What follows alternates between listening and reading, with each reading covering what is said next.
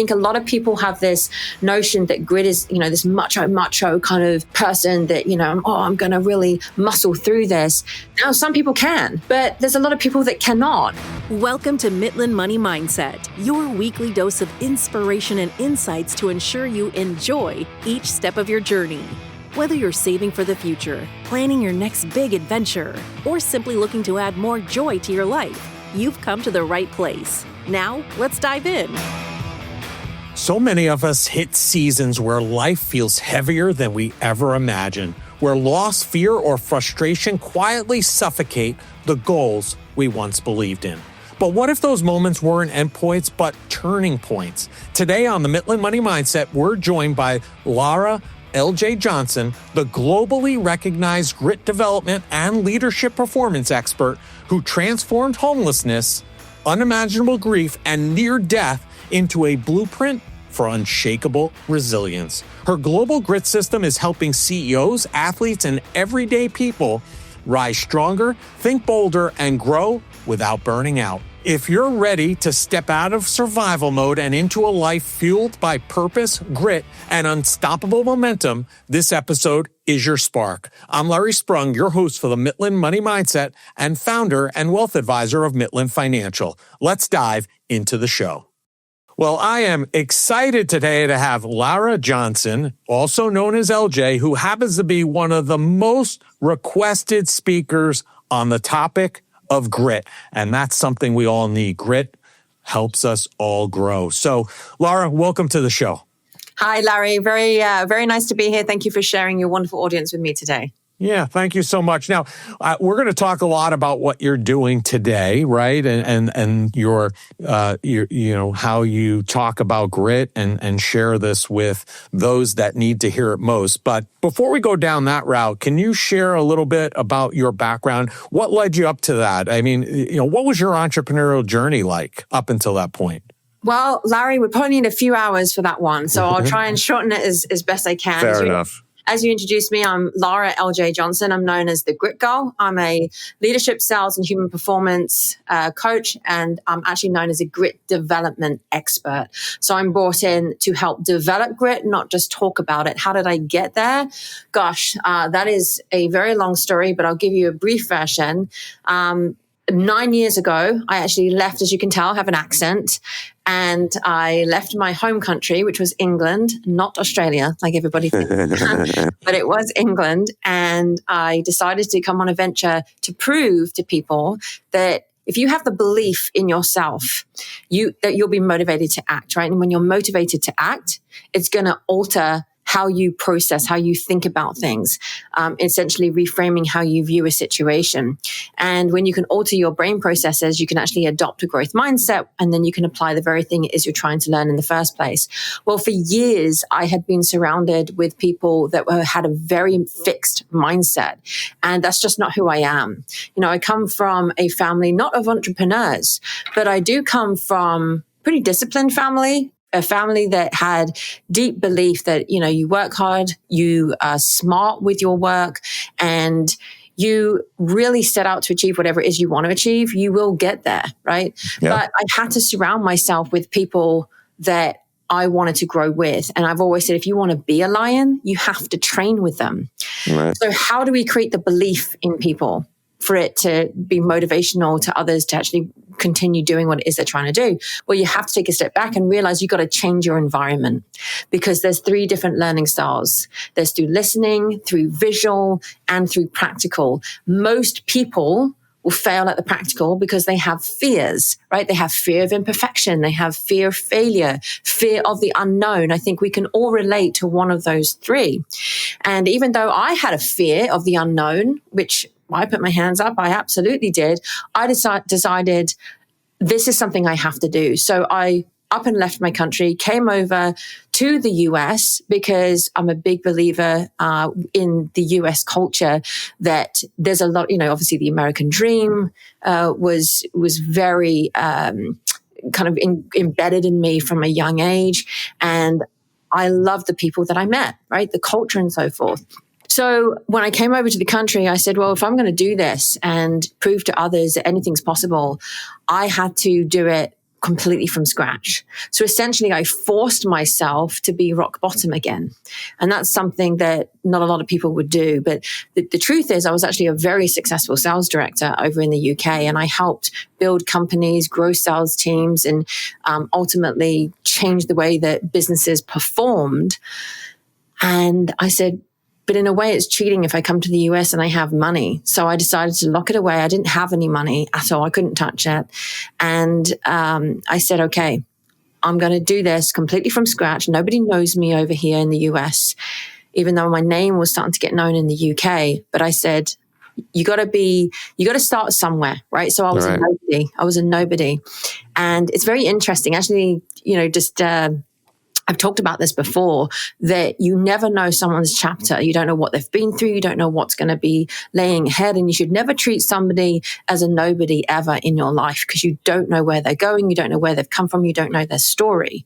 And so it was very fascinating for me. It's almost like an experiment to see how people would treat me over in the US when they saw me as a nobody.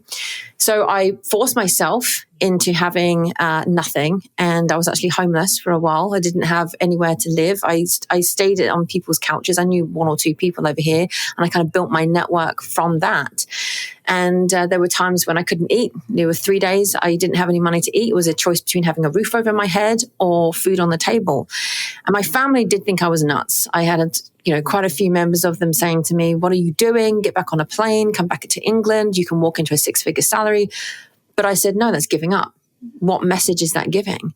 So I said, no, I faced a lot of grit in my life. I went through several traumas before I'd even got to the US from a very young age. I talk about it in my book, actually, in chapter 2. But going through those several traumas, I realized that every time I was able to get back up. But why? I didn't really question it at the time. I wasn't reverse engineering like how I did that. That's all I knew, was to just keep persevering, and I kept building that resilience. It was only until when I came to the US about a year and a half in, so I'd been, building my company, and I'd been, creating. Yeah, well, LJ, let's talk about that for a minute, because you were talking about the surrounding yourself with great people, right? Mm-hmm. Which I'm a big subscriber of. I believe you're a reflection of your 5 closest friends. Yes. And typically I talk about 2 of them have to be kind of maybe aspiring to be at your level.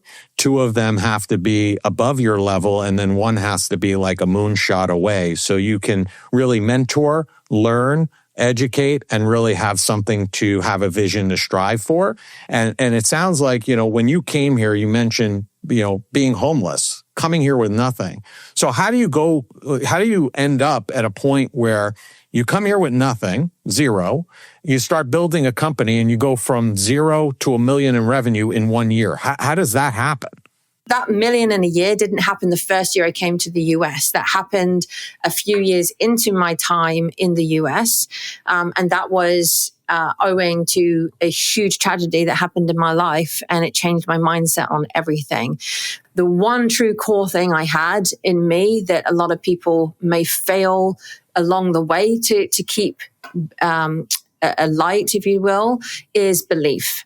So in the times when I had everything against me, I was facing eviction from a place that, I finally was able to have enough money to rent, but then 1 month I didn't have enough rent and I was going to get kicked out, and I didn't have enough money to eat and so forth. It would have been quite easy for me to get on a plane and head back to England. And I think most people in that situation would. It's not that I would blame them to. Everyone has their choice.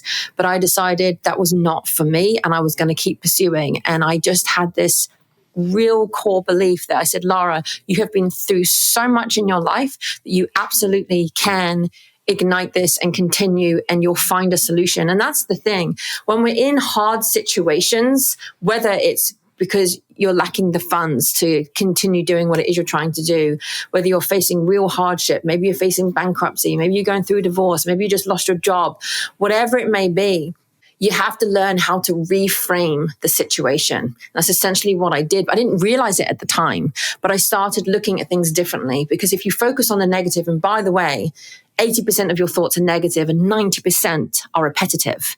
That's huge. So that means 80% of the time, your thoughts are negative, and that's actually innate. That's something that is built within us. It's to do with survival. And because you think 10,000 years ago, we were we might get eaten by a mountain lion or something, so it's innate within us. And so we have to remember that if we were aware that our thoughts are negative most of the time, and then they're repetitive, we're already against an uphill battle. So how do we approach that? Well, we have to understand that when that negative thought comes in, instead of just brushing it away like most people do, think of it like a revolving door. Every time you hit that door, it's going to come swinging back and smack you harder in the face. And if it's not dealt with or acknowledged or accepted, then it's just going to keep coming back because your brain hasn't processed it. And our brain loves processes.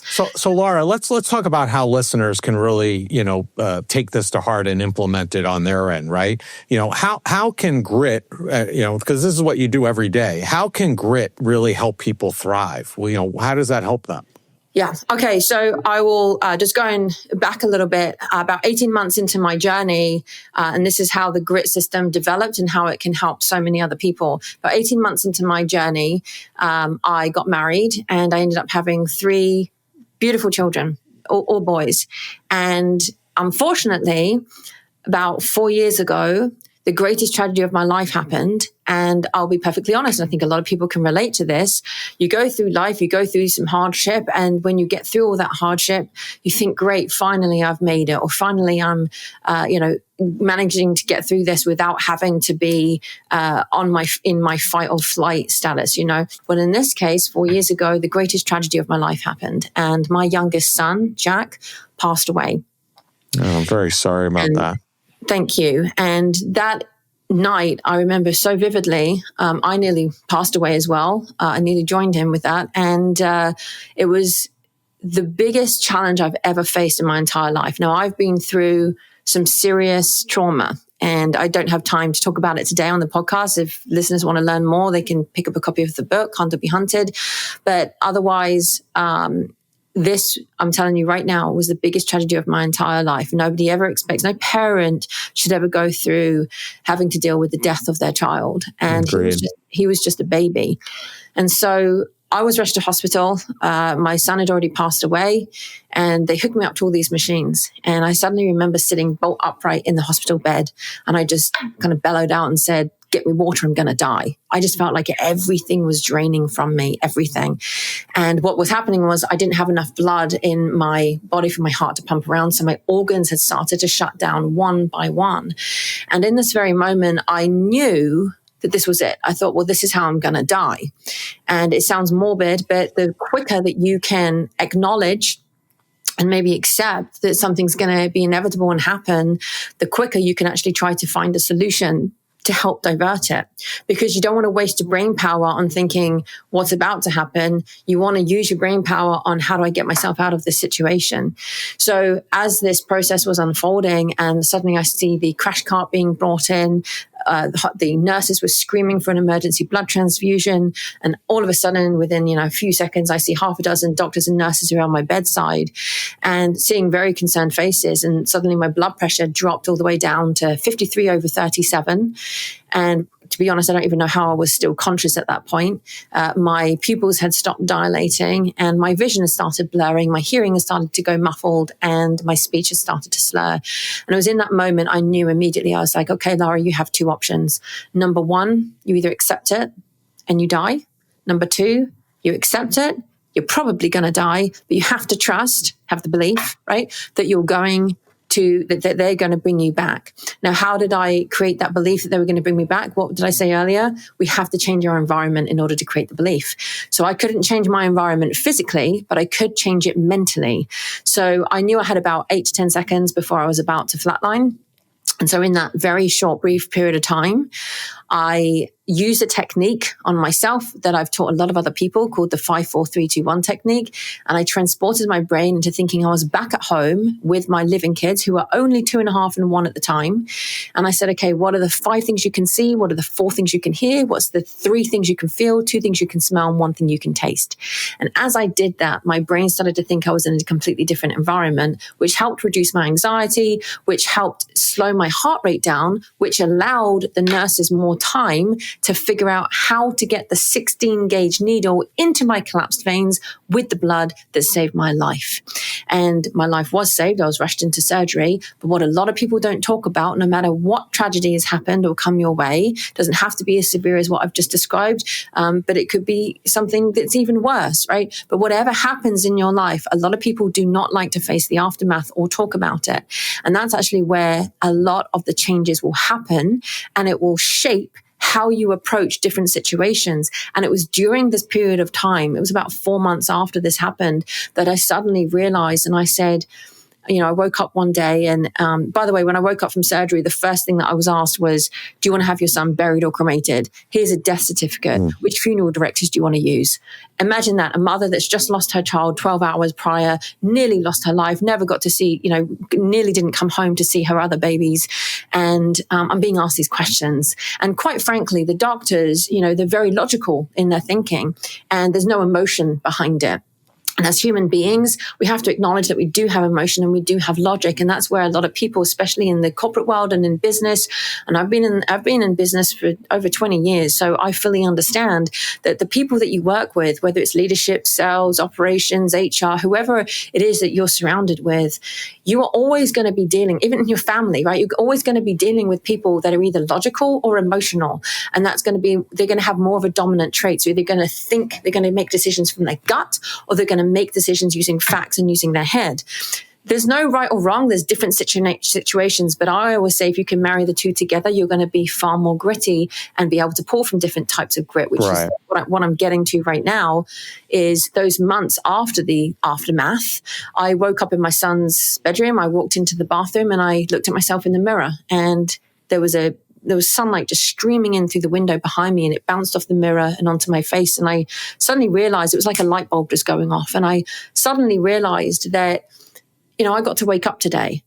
My son didn't. I got to feel the sun on my skin today. My son doesn't get to do that anymore.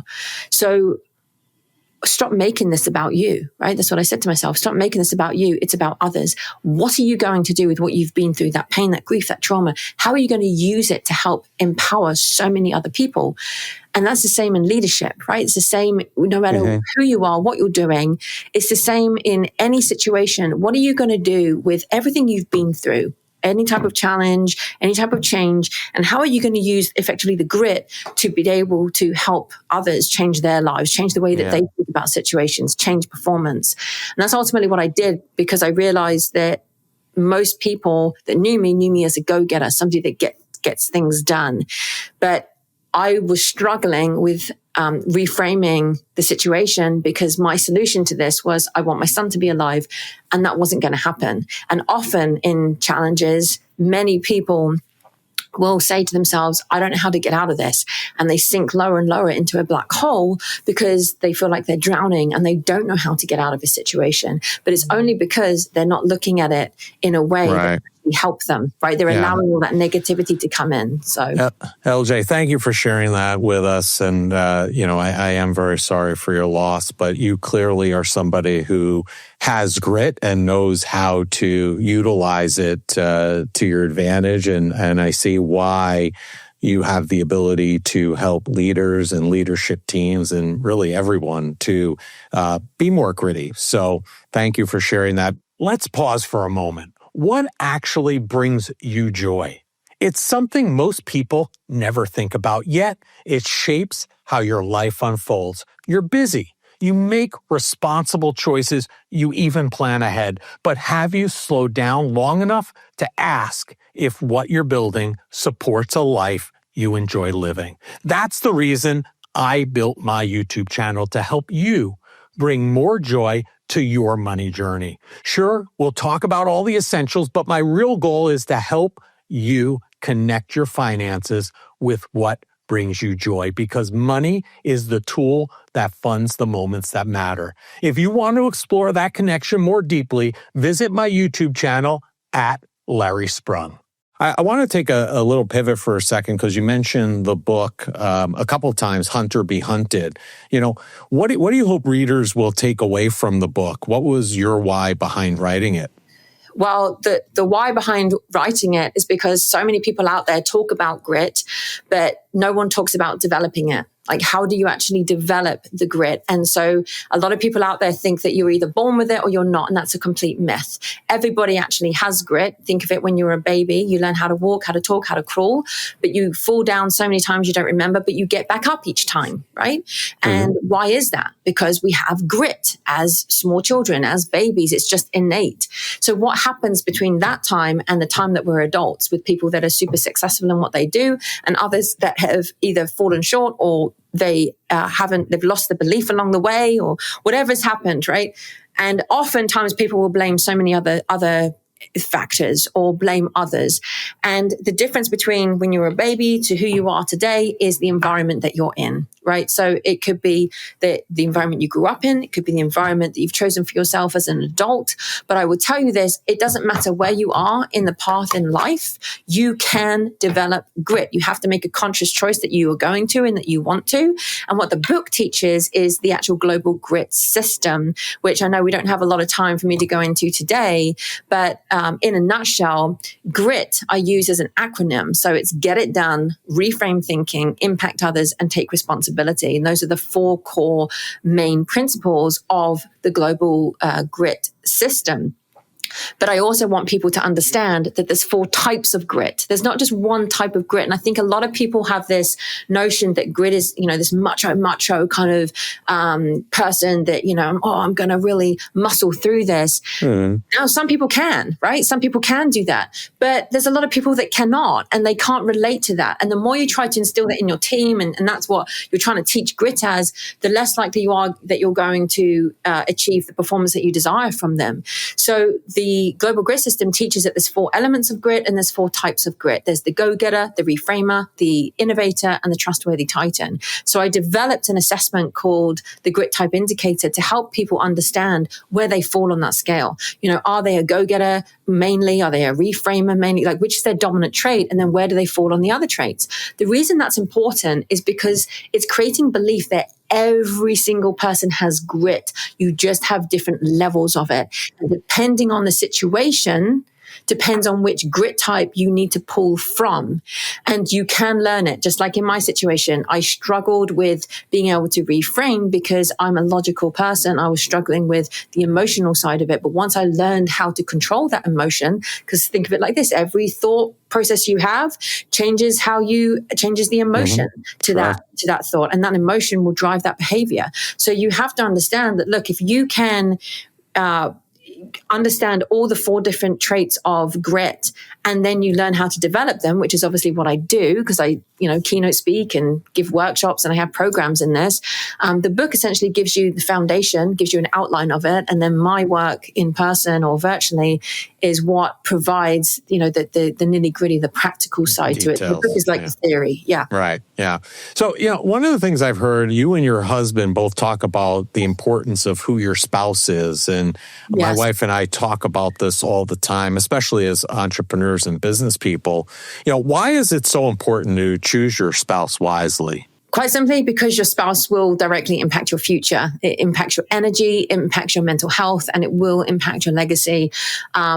I speak from experience on this, but the wrong partner can derail your purpose and the right partner will just accelerate it. Adam and I both say that because he's a very disciplined individual, very disciplined. And I like to say I'm disciplined, but my gosh. Well, your husband is a military guy, right? And thank you for his service as well, right? I mean, that discipline, I think, is ingrained in him over that period of time that he served probably too. Yes, I believe so. But I also think that even before the military, he was a very disciplined individual. But yes, certainly the military accelerates that for sure. But I will tell you that because he's so focused on discipline and I'm so focused on grit, we realize that the two just adjoined is a very powerful team because we always say discipline is the engine and grit is the fuel. So together, we're able to build together. We can heal together. We can dream together. We support each other's missions. Your spouse should be someone that makes you better, not bitter. Mm-hmm.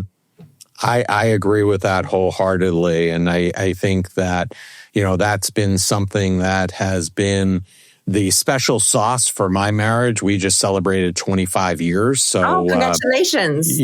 So I feel like we've always supported each other in all of our endeavors and been complementary. And it's really helpful when you have that. If you don't have that, it could be quite miserable, as you allude to. So, one of the things I want to talk to you about, because you mentioned about coming over here from England, coming to the U.S. and something that you had desired and really thought about for a long time, that this is somewhere you wanted to be. And about over a year ago, you became a U.S. citizen. What was that experience like? And, what does it mean to you to be a U.S. citizen? It means absolutely everything. When you've had a dream since you were a little girl that you wanted to become a US citizen, and everybody told you, when I say everybody told you that it's almost impossible to do, I said, no, nothing is impossible. Becoming a US citizen meant everything to me. And I wasn't given citizenship. I earned it. I earned it. It took me 8 years. It took me my whole life when you think about it. From the actual process of starting it, it took 8 years, and there was hundreds of pages of paperwork.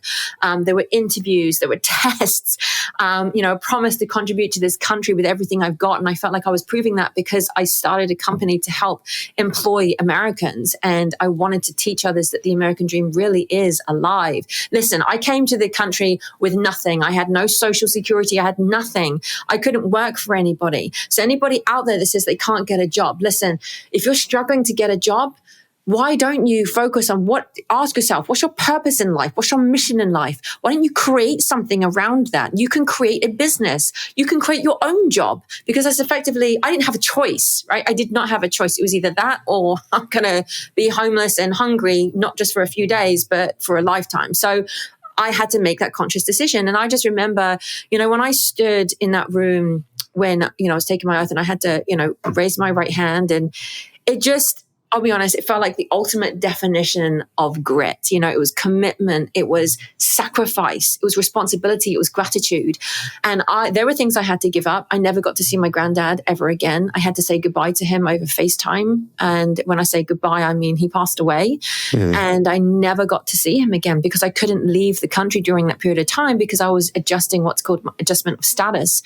And so if I had left during that period of time, the government would have seen it as my abandonment of my status, and I would have had to start the whole process again from England. So I had to make a decision that I couldn't leave. Listen, I am proud to be British born. It's not that I forget where I come from. You can see the flag behind me.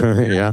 Next, my husband actually got that for me for my 1 year anniversary of becoming. It looks very nice, by the way. Thank you. I appreciate it. But it's an honor for me to be British born, but becoming American was one of the greatest honors of my life. Well, we welcome you as a U.S. citizen to the country, and I'm sure I'm not the first person to say that. You probably had plenty of people say that, and somebody like you who's gone through what you've gone through and shown the grit is amazing. And thank your husband for his service, and just give our listeners a little bit of an idea. What's it like being a military family? If you could just touch on that for a second, because I think obviously military families know what it means, but I don't know that average civilians understand what's involved in being a military family. Absolutely. Well, I will say this, that military families serve too. So even though we're not serving directly, we do serve. People see the uniform. They don't always see the sacrifice behind the scenes.